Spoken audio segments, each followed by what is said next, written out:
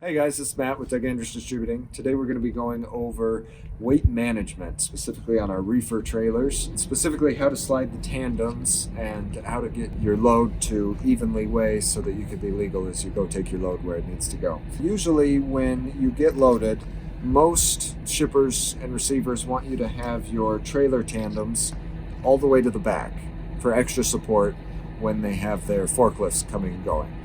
Once you are done loading and everything's ready to go, then you can start moving your tandems around to get the weight the way you think it should be. If a shipper has a scale on site, that's really nice because then they can kind of help you get your weights set up. If they don't, then you'll just need to find a Flying J or Love's that has a cat scale, and then you can check your weights there. We're just going to go over really quick just some of the legal requirements. For a setup like this, a 2-axle reefer, you can have 12,000 pounds on your steers, 34,000 pounds on your drives, and 34,000 pounds on your trailer tandems, which adds up to 80,000 pounds. So you want to have your weight spread out that way. Most of the time, if your trailer tandems are all the way to the back, you're going to be light on the trailer, heavy on the tractor. You can look and see how much weight in the bill of ladings you're carrying, and that can help you get an idea of where to put your tandems. So for me, what I do generally is if I get loaded and say that they don't have a scale in a parking area or somewhere kind of out of the way,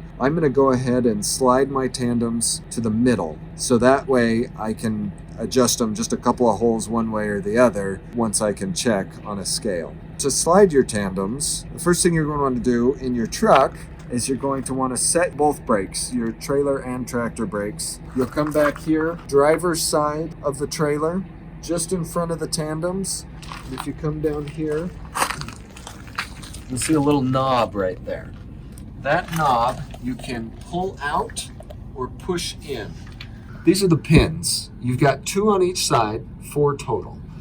So if you come here to your knob here and you'll reach behind it and you'll pull towards you, and that will release the pins. You have to have your trailer brakes set in order for the pins to release. If your trailer brakes are released, you will not be able to pull that out to get the pins to release. So trailer brakes must be set.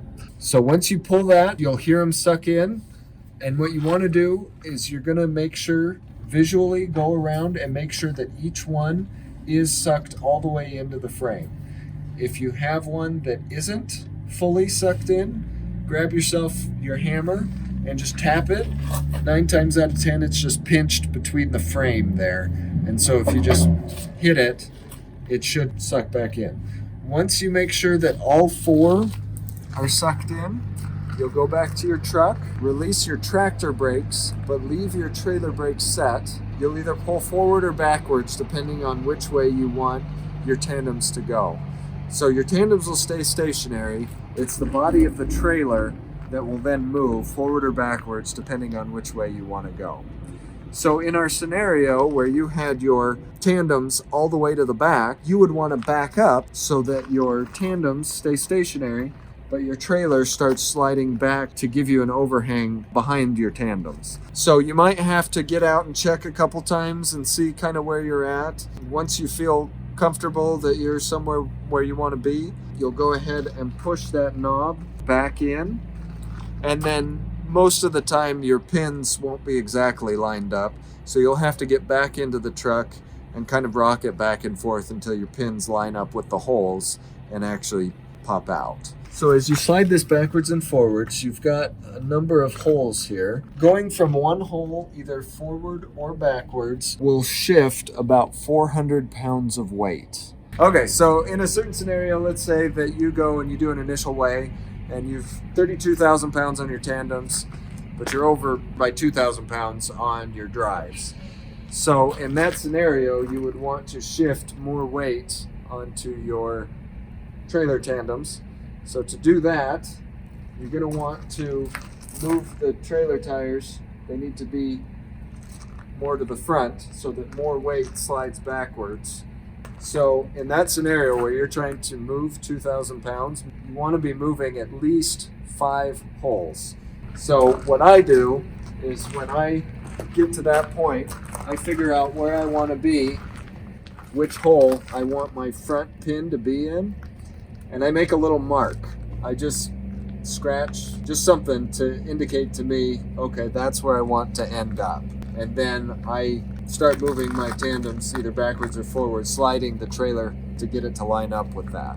So if you move that 5 holes, it should move 2,000 pounds onto the trailer. In most loads, they don't load you so close to 80,000 that there's no room for error. Most loads are somewhere between 76 and 78,000 pounds. So that being said, you have about 2,000 pounds of wiggle room usually. In the wintertime, I will try and get as close as I can to the legal allowable on the drives. And you got to factor in things like your fuel, if you have full fuel tanks, or if you're empty, where you're at there. Because if you're empty and you put your drives right at 34,000, when you go to fuel up, you're going to be over on your drives.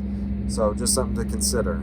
So I usually, again, in the wintertime, I try and keep as much weight as I legally can on my drives. And then whatever's left, I leave on my tandems. In the summertime, I'll try and just even it out and have it be even. Maybe 33,000 on the tandems, 33,000 on the drives. So as I mentioned before, some shippers and receivers have scales on site and some don't. If they do, then you can always, get a scale ticket from them. It's not a bad idea to get an official scale ticket from like a CAT scale or something, even if shipper has a scale, unless they can give you an actual weigh ticket, just to double check and make sure that you have something that says, yeah, I scaled out and weighed this amount. A lot of times I'll go to a CAT scale at one of the truck stops and get them to give me an actual official scale ticket. So if there's ever a question at a port of entry, you can show them the scale ticket and say, well, look, I at a certified scale, this is what I weigh. One thing with those, so if you ever go to a CAT scale, you can pay for that with your EFS card. So you just go weigh, they'll get your axle weights, and then they'll have you pull around, park, you go inside, they'll print out the first weigh, you'll pay for it. If you weigh within the limits, if you weigh where you want to weigh, then great, you can just leave. If you need to shift your weight around, you go ahead and go do that, and then you can do a re-weigh. Most of the time, those scale tickets cover a first weigh and a re-weigh, and you just pay for one. And then once you have your final scale ticket and you're good to go, then you can just take off. One last thing, when you finally have your tandem set where you want to make sure and go around and make sure all your pins are set.